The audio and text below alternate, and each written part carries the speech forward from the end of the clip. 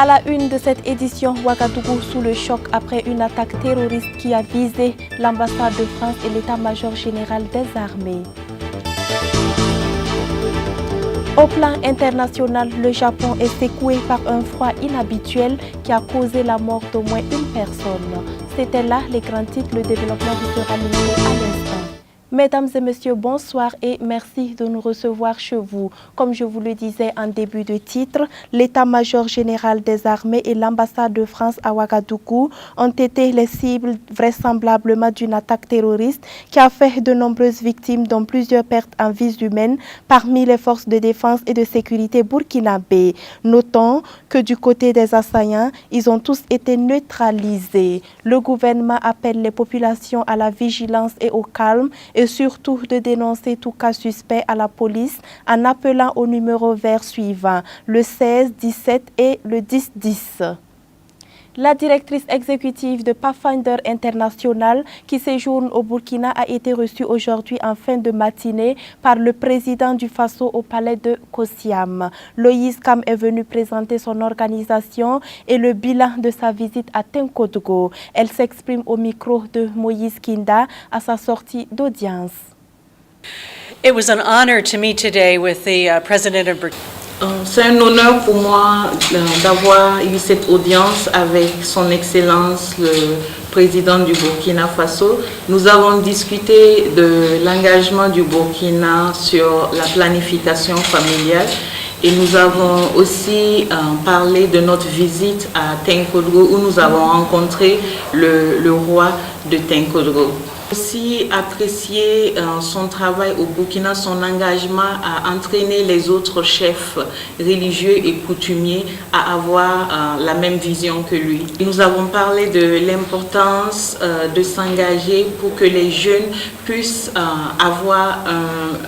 atteindre leur plein potentiel dans leur avenir et aussi avoir accès à la planification familiale.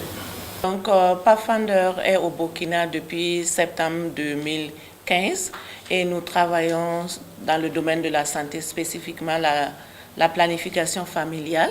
Et nous intervenons dans 4 régions et bientôt ça sera 6 régions. Et nous couvrons 22 districts et 110 formations sanitaires. Et on a 6 principes auxquels on veille, c'est-à-dire que nous sommes alignés avec les priorités nationales par rapport au plan national d'accélération de la planification familiale. Dans les formations sanitaires sur lesquelles nous travaillons, nous faisons en sorte que, en matière de services de santé de la reproduction, tout soit couvert. Nous travaillons aussi à capaciter le staff à pouvoir donner, les agents de santé à pouvoir donner les services, mais aussi nous soutenons sur les données sanitaires pour que ces données-là soient utilisées pour la décision. Et l'esprit dans lequel finalement nous allons aussi, c'est que quand nous avons des fonds, nous faisons en sorte que ça soit synergique pour que l'impact soit plus important. Et en moins de 20 mois de travail sur le terrain, nous avons été capables de toucher plus de 152 000 femmes avec des méthodes de contraception. Merci. La deuxième personnalité à être reçue par le président du Faso est Monseigneur Pascal Delanoë venu de la France. Il vous donne l'objet de sa visite à Kosiam, toujours au micro de Moïse Kinda. Bien écoutez, j'ai pu partager avec le président ma joie d'avoir partagé quelques jours de la vie du Burkina Faso dans différentes régions et à travers différentes réalisations. Et puis notre joie également d'avoir pu participer à la construction du dispensaire de ZAM auquel nous avons contribué et nous avons eu la joie de participer à l'inauguration et à la bénédiction de ce nouveau centre de santé. Et j'ai vraiment été émerveillé de voir le travail réalisé par les équipes qui sont sur place. Et la bonne nouvelle, c'est que 5 bébés sont déjà nés dans ce nouveau centre de santé. Donc c'est un beau signe de la vie que ce centre de santé est appelé à promouvoir. Et je suis venu à l'occasion de l'inauguration de ce centre de santé Et puis ce fut l'occasion, bien sûr, de vivre d'autres rencontres, d'autres découvertes, sous la directive amicale et fraternelle de Monseigneur Séraphin, que je remercie beaucoup de son accueil. Et le cardinal aussi, que j'ai eu la joie de rencontrer, le cardinal Philippe, que j'ai également eu la joie de rencontrer. 28 milliards de francs CFA pour la réhabilitation du tronçon Gungain-Fadan-Gourma. C'est un accord de prêt qui a été signé ce vendredi entre l'Agence japonaise de la coopération internationale et le Burkina Faso. Le reportage de Delphine Banissi et de Dieudonné Koumsaga. Environ 28 milliards 295 millions de francs CFA, c'est la somme que l'Agence japonaise de la coopération internationale octroie comme prêt au Burkina Faso pour la réhabilitation de la route nationale numéro 4, le tronçon Gungain-Fada. 0,01%, c'est à ce taux que le Burkina Faso devrait rembourser pendant 40 ans avec 10 ans de différé ce prêt. Il s'agit du premier projet de prêt en yens au Burkina Faso, dont le taux est de 0,01% payable en 40 ans avec 10 ans de différé. Cette modalité de prêt en yens, prêt concessionnaire en yens, permet à la JICA de financer des projets de grande envergure tels que les projets d'infrastructure. Le financement de la JICA va servir aux travaux de réhabilitation et de bitumage et de élargissement de la route Gungain-Fada-Nguruma, d'une longueur de 50,4 km. Selon l'ambassadeur du Japon au Burkina Faso, lui-même victime du mauvais état de cette route, la réalisation de ce projet contribuera à faciliter les échanges sur le corridor Niger-Burkina-Togo.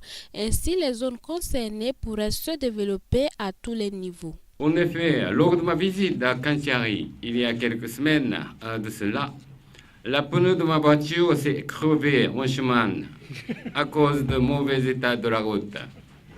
C'est pourquoi le Japon, dans l'un des axes prioritaires de la coopération avec le Burkina Faso et l'intégration économique sous-régionale, a été sensible à la demande des autorités burkinabées pour la construction de cette route. L'objectif du gouvernement japonais et d'accompagner le gouvernement burkinabé dans ses efforts de désenclavement en facilitant la mobilité des hommes. Alpha Barry, ministre des Affaires étrangères, a lui pour sa part salué ce geste qui vient renforcer la coopération entre le Japon et le Burkina Faso. Quant au ministre des Infrastructures, il a indiqué que pour le démarrage des travaux, des avancées notables sont déjà enregistrées et les travaux de réhabilitation de cette route devraient durer 24 mois. Nous pouvons dire avec beaucoup de sérénité que les travaux vont commencer cette année 2018. Je ne peux pas vous dire si c'est au mois d'avril ou au mois de mai, mais en tout cas, nous sommes engagés sur la voie de faire démarrer ces travaux-là le plus rapidement possible. Tout le tronçon est dégradé, il faut que les travaux démarrent au même moment sur les 3 lots. Donc nous avons un lot qui va de Gungain à Fada, un autre qui va de Fada à Matiakwali et le 3e lot qui va de Matiakwali à la frontière du Niger. Nous espérons que nous aurons, au regard de la qualité des entreprises soumissionnaires, nous aurons des entreprises qui sont capables sur le plan technique, qui ont les ressources humaines, qui ont l'expérience pour que ces travaux se déroulent au même moment sur l'ensemble des tronçons et que, au terme des travaux, nous livrions des ouvrages de très bonne qualité parce que c'est la technologie, l'une des dernières technologies du béton bitumineux que l'on appelle BBME qui va être utilisée sur cette route. En rappel, ce prêt est une promesse qui avait été faite par l'ambassadeur du Japon au Burkina Faso en août dernier.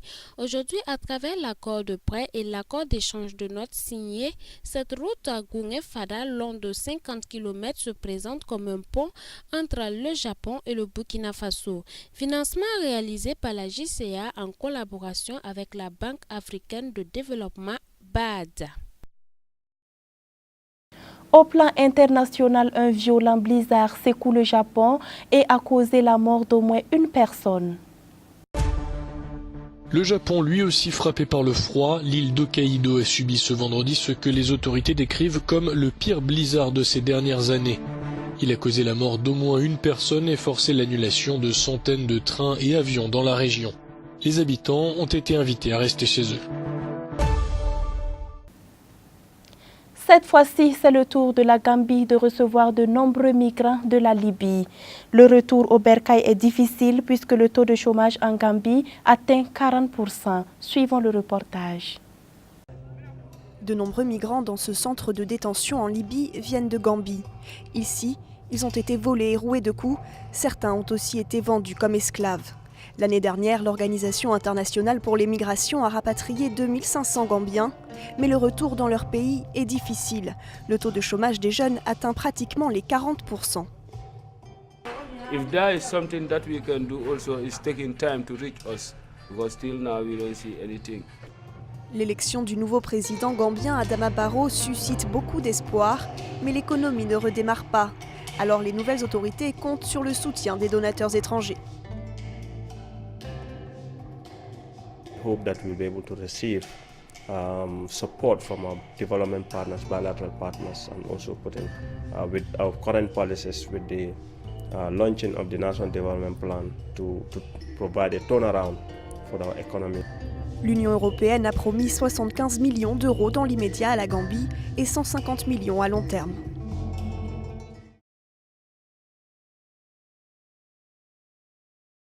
Située au bord de la Méditerranée, l'Égypte crée une nouvelle ville appelée la ville de rêve, avec un coût total de 2 milliards d'euros. Suivant. On l'appelle la ville des rêves. Située au bord de la Méditerranée, la construction du site d'El Alamein devrait être finie d'ici la fin de l'année. Une zone industrielle, des quartiers résidentiels, une université et des centres commerciaux. Objectif, accueillir 30 millions de personnes durant les 40 prochaines années. C'est l'un des 15 projets de ville nouvelle menés par l'Égypte. Le président Al-Sisi l'a visité ce jeudi.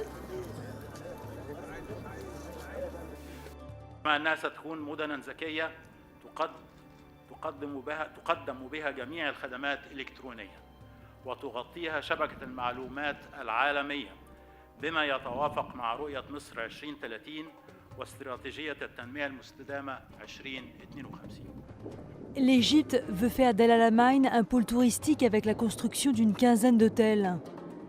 Elle a aussi pour ambition d'être respectueuse de l'environnement. L'eau de mer sera notamment dessalée grâce à l'énergie solaire. Coût total du projet, près de 2 milliards d'euros.